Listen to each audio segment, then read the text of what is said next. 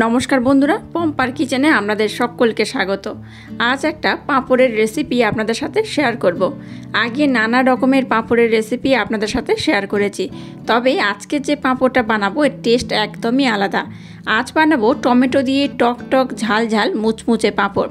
দুর্দান্ত টেস্ট হয়, একবার না বানালে বিশ্বাসই করতে পারবেন না। তাহলে চলুন দেরি না করে টক ঝাল পাঁপড়ের রেসিপিটা দেখে নেওয়া যাক। টমেটোর পাঁপড়টা বানানোর জন্য দেখুন এখানে আমি 3টে এরকম টমেটো নিয়ে নিয়েছি। একটু পাকা দেখেই টমেটোটা নেবেন, তাহলে কিন্তু আজকে যে পাঁপড়টা বানাবো দুর্দান্ত খেতে হবে। তো প্রথমে টমেটোগুলোকে আমি ছোট ছোট টুকরো করে কেটে নেব।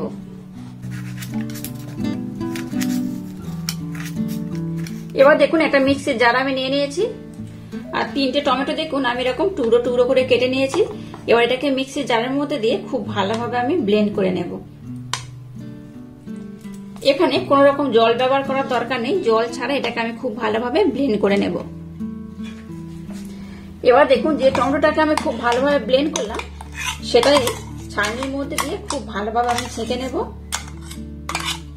মিক্সির জারটা ধুয়ে হাফ বাটির মতো জল আমি দিয়ে দিলাম। এবার এই চামচটা দিয়ে ছাঁকনির মাধ্যমে খুব ভালোভাবে এটাকে আমি ছেঁকে নেব। আবার দেখুন মিক্সির জারটা আমি নিয়ে নিলাম, আর নিয়ে নিয়েছি এই বাটির মাপ করে 1 বাটি সাবুদানা। সাবুটাকে দেখুন আমি ওভারনাইটের জন্য ভিজিয়ে দিয়েছিলাম, এই দেখুন একদম খুব ভালোভাবে ভিজে গেছে। এই বাটির মাপ করে আমি 1 বাটি সাবুদানা মানে ভিজানো সাবুদানা ব্যবহার করব। আর এই বাটির মাপ করে এখানে আমি হাফ বাটি জল দিয়ে দেব। এই বাটির মাপ করে হাফ বাটি জল আমি মিক্সির জারের মধ্যে দিয়ে ধুয়ে নিয়েছিলাম টমেটোর জুসটাকে, আর এখানে আমি হাফ বাটি ব্যবহার করলাম। মোট 1 বাটি জল আমি মিক্সির জন্য ব্যবহার করলাম। এটাকেও আমি খুব ভালোভাবে ব্লেন্ডারের মাধ্যমে ব্লেন্ড করে নেব। এবার দেখুন ব্লেন্ড করে রাখা সাবুদানাটাকেও নিয়ে নেব। সাবুটাকে একদম মিহি করে ব্লেন্ড না করলেও হবে, তো আমি কিন্তু একদম মিহি করে ব্লেন্ড করিনি, একটু আধো আধো থাকবে সেইভাবে আমি ব্লেন্ড করেছি। এতে করে কি হয় যে টমেটোর পাঁপড়টা বানাবো দেখতে খুব সুন্দর লাগে, খেতেও দুর্দান্ত হয়। আবারও 1 বাটি জল আমি এই মিক্সির জারের মধ্যে দিয়ে দেব। মিক্সির জারটা ধুয়ে 1 বাটি জলের মধ্যে আমি দিয়ে দিলাম। এবার দেখুন এরকম একটা কড়া আমি নিয়ে নিয়েছি, আর নিয়ে নেব এই বাটির মাপ করে 2 বাটি জল। এই 2 বাটি জল আমি দিয়ে দিলাম। এই বাটির মাপ করে মোট 4 বাটি জল ব্যবহার করছি, আর আমি 1 বাটি জল ব্যবহার করব, তবে সেটা পরে। 2 বাটি জল মিক্স করতে করতে কিন্তু আমি দিয়েছিলাম, আর এখানে 2 বাটি ব্যবহার করলাম। এবার সাবুদানা টমেটোর মিশ্রণটাকে এর মধ্যে আমি দিয়ে দেব। সাবুদানা আর টমেটোর জুসটাকে এইভাবে আমি একটু মিক্স করে নেব। আচ্ছা, আপনারা যদি মনে করেন এখানে কিন্তু একটু ফুড কালার ব্যবহার করতে পারেন, আমি এখানে 1 ফোঁটা ফুড কালার ব্যবহার করব। 1 ফোঁটা ফুড কালার ব্যবহার করলে কি হয়, এর কালারটা কিন্তু খুব সুন্দর হয়। আপনারা এটাকে অ্যাভয়েডও করতে পারেন।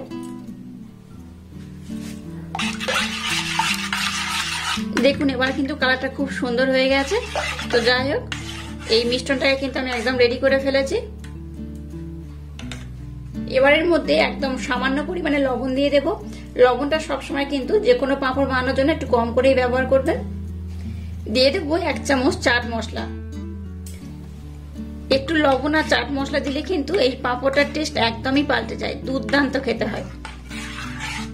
এবার গ্যাসটাকে জেলে দিয়ে কড়াটাকে আমি বসিয়ে দিয়েছি। প্রথমে গ্যাসের ফ্লেমটাকে 5 মিনিট হাই দিয়ে একটু ভালোভাবে ফুটিয়ে নেব।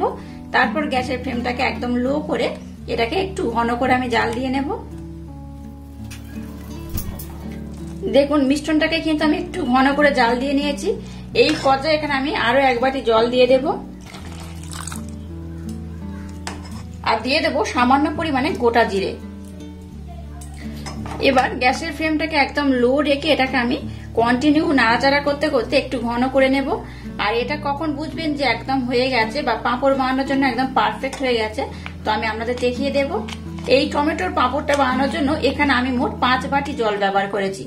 1 বাটি সাবুদানা, 3টে টমেটো আর 5 বাটি জল।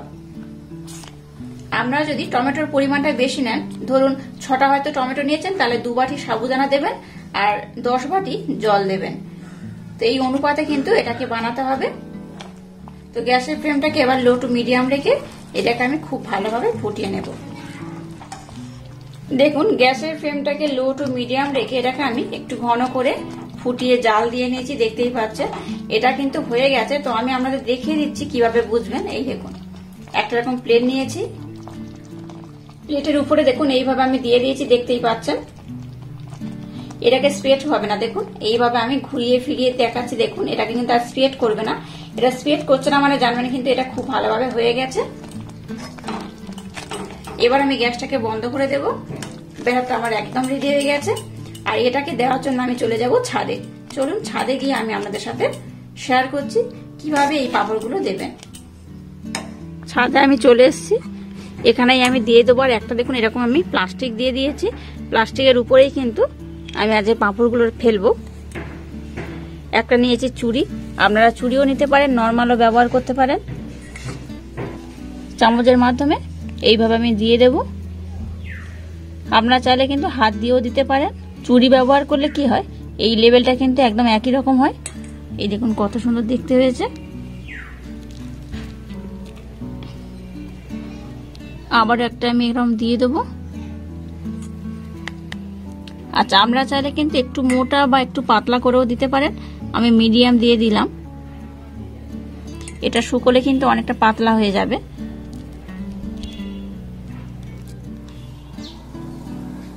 আচ্ছা আপনারা চাইলে এইভাবে নর্মালও দিতে পারেন, এইভাবে দিয়ে একটু গোল করে দেবেন। এইভাবে দিলেও হবে আর ছুরির মাধ্যমে দিলেও হবে। তো এইভাবে সমস্ত ব্যাটার দিয়ে আমি পাঁপড়টা দিয়ে দেব। দেখুন সমস্ত পাঁপড়গুলোকে আমি রোদের মধ্যে দিয়ে দিয়েছি আর কত সুন্দর দেখতে হয়েছে দেখুন। এগুলো শুকিয়ে যাওয়ার পর আমি আপনাদের সাথে নেক্সট স্টেপ শেয়ার করব। দেখুন টমেটো যে পাঁপড়গুলো আমি বানিয়েছি সেগুলো কিন্তু রোদে খুব ভালোভাবে শুকিয়ে নিয়েছে আর কত সুন্দর দেখতে হয়েছে দেখুন। কালারটা কিন্তু হেভি সুন্দর হয়েছে। আচ্ছা আপনারা যদি মনে করেন এখানে ফুড কালার ব্যবহার না করবেন, নাও করতে পারেন। তো আমি 2 ফোঁটা ফুড কালার এখানে দিয়েছিলাম, তার জন্য কালারটা কিন্তু আরো বেশি সুন্দর হয়েছে। তো কত সুন্দর দেখতে হয়েছে দেখুন। এগুলো কিন্তু একদিন রোদ দিলেই খুব ভালোভাবে এটা শুকিয়ে যায়। চলুন এবার পাঁপড়গুলোকে আমি ভেজে দেখাচ্ছি এগুলো কত সুন্দর। আর আপনারা অবশ্য বাড়িতে যদি ট্রাই করেন আমাকে কমেন্ট করতে ভুলবেন না যে এই পাঁপড়গুলো আপনাদের কেমন লেগেছে। এবার দেখুন গ্যাসটাকে জেলে দিয়ে একটা কড়া বসিয়ে কড়াটাকে খুব ভালোভাবে গরম করে নিয়েছি। এবার পাঁপড়গুলো এর মধ্যে দিয়ে আমি কিন্তু ভালোভাবে ভেজে নেব।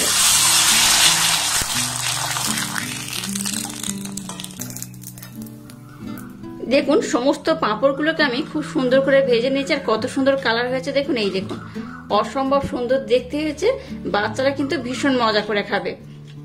আর এই পাঁপড়টা যেহেতু টমেটো দিয়ে বানানো তার জন্য কিন্তু টক মিষ্টি খুব সুন্দর খেতে লাগবে। আশা করছি আপনাদের ভীষণ ভালো লাগবে। আর আজকের এই রেসিপিটা যদি আপনাদের ভালো লাগে তাহলে চ্যানেলটাকে লাইক শেয়ার কমেন্ট এবং সাবস্ক্রাইব করবেন আর পাশে থাকা বেল আইকনটা প্রেস করে দেবেন। তাহলে টাটা, আবার দেখা হচ্ছে নতুন কোনো রেসিপি নিয়ে।